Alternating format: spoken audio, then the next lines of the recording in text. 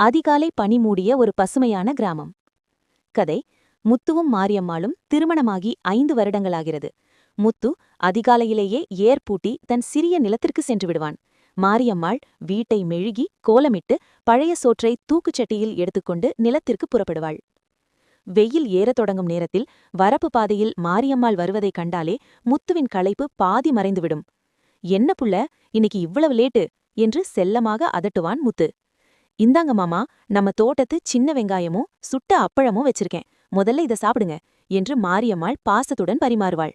இருவரும் அந்த வேப்ப மரத்தடியில் அமர்ந்து சாப்பிடும்போது அந்த எளிய உணவின் ருசி எந்த ஆடம்பர உணவகத்திலும் கிடைக்காத ஒன்றாக இருக்கும்.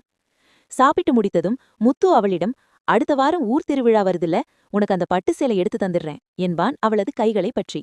அதற்கு அவள், "சேலை எதுக்கு மாமா, அந்த பணத்துல நம்ம நிலத்துக்கு தேவையான உரத்த வாங்கிடுங்க, நீங்க நல்லா இருந்தா எனக்கு அதுவே கோடி புண்ணியம்" என்பாள்.